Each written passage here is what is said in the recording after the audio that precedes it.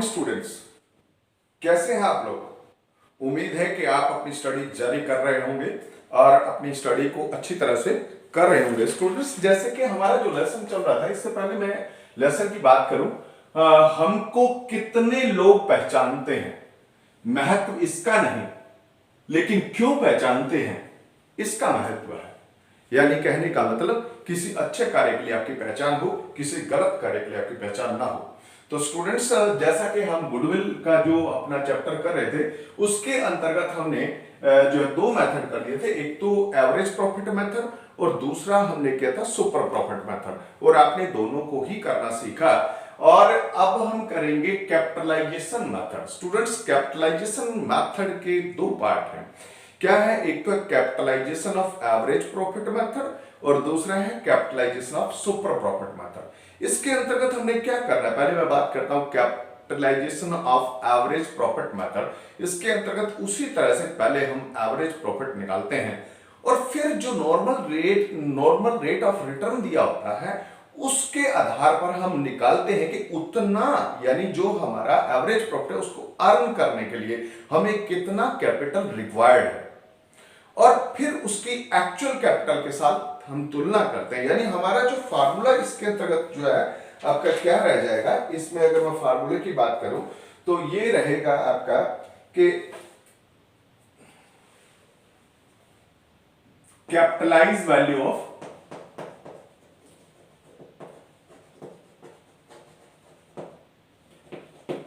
Average profit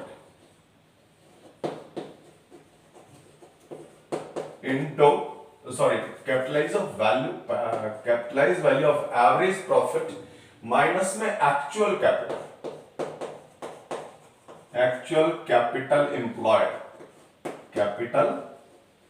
employed, ये इसका जो है फार्मूला रहता है। ठीक है।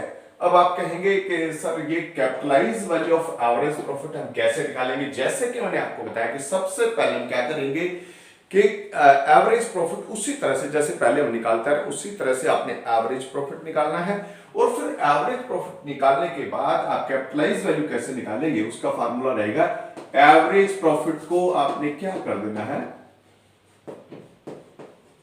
एवरेज प्रॉफिट इनटू जो है आपने क्या कर देना है 100 बाई रेट, इस तरह से ये capitalise value of average profit आ जाएगी। Capitalise value of average profit, फिर capitalise value of average profit में से एक्चुअल कैपिटल माइनस कर देना है, और एक्चुअल कैपिटल को निकालने का फार्मूला आप जानते हैं, capital is to assets minus liabilities. तो स्टूडेंट्स, अब मैं आपको एक क्वेश्चन करवाने जा रहा हूं, और ये क्वेश्चन नंबर है आपका 18। क्वेश्चन नंबर 18 में इसने लिखा है कि Varun and Kuber are, illustration number 18 में कहता है Varun and Kuber are partners in a business, balance in capital and current account on 31 March 2019। आपका वरुण का कैपिटल दे रखा है 5 लाख और कुबेर का कैपिटल दे रखा है 3,50,000, और इसी तरह से इनके करंट अकाउंट का बैलेंस भी दिए हैं।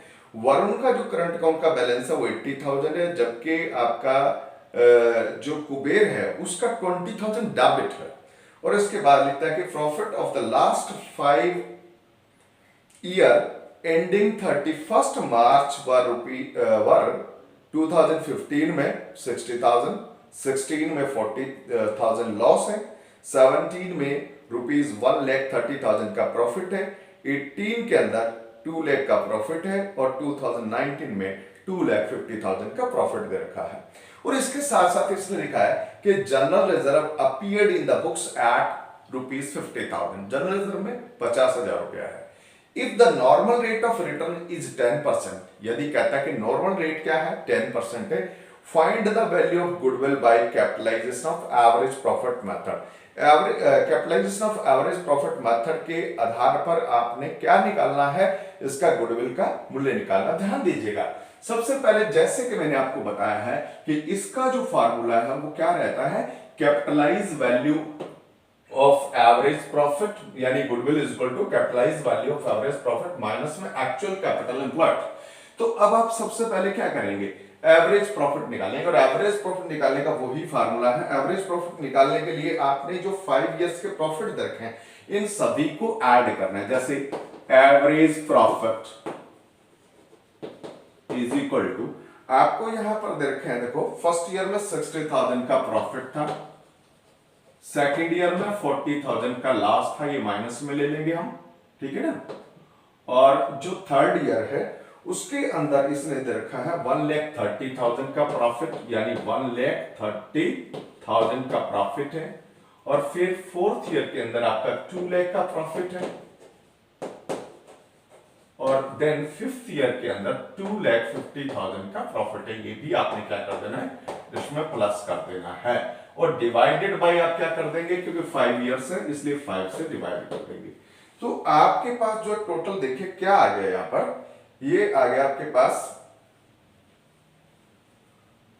450 और 580 और 540, यानी 6 लाख आ जाएगा। तो यहां लिखेंगे, देखिए average profit is equal to आ जाएगा 6 lakh divided by 5 means 1,20,000 rupees आपका एवरेज प्रॉफिट आ गया, 1,20,000।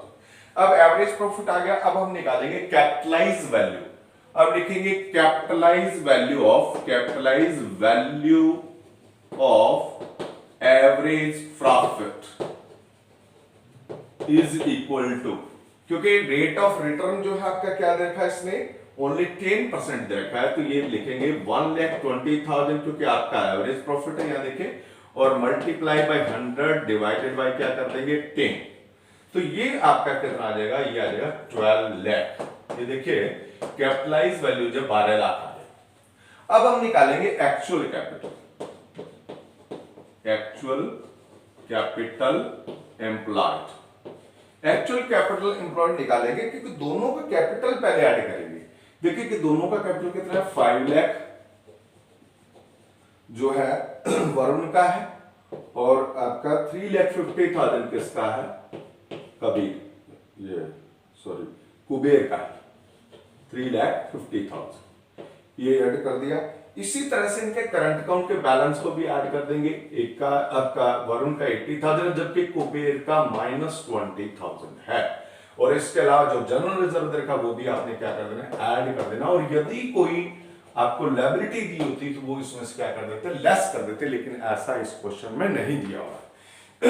तो स्टूडेंट्स अगर इन सबको प्लस करें तो ये आ जाएगा 850 और 850 और ये 930 960 आ जाएगा, 9,60,000। देखिए ये एक्चुअल कैपिटल एम्प्लॉयड आ गया। अब आपको गुडविल निकालना कोई मुश्किल है। गुडविल का फार्मूला आपका रहेगा capitalise value of average profit. यहां लिखेंगे गुडविल इज इक्वल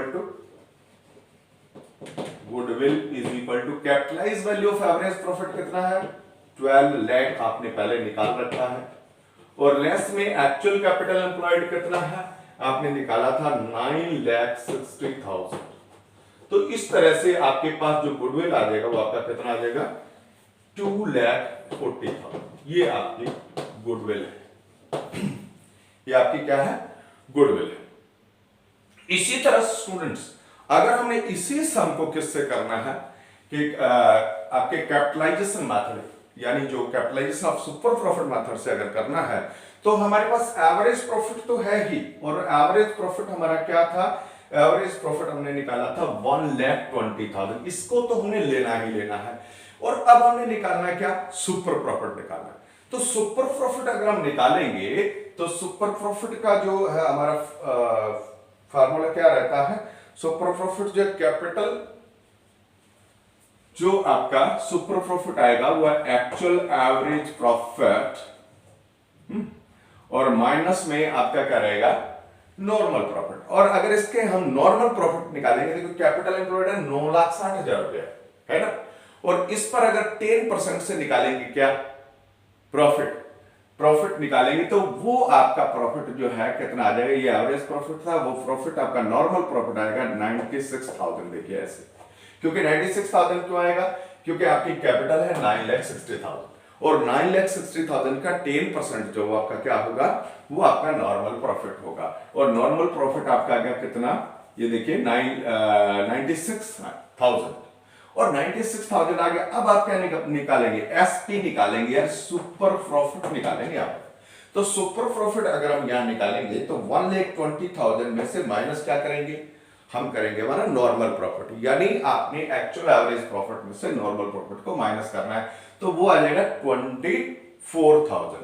जब 24,000 आ जाएगा तो उससे आपकी गुडविल कैसे निकलती है?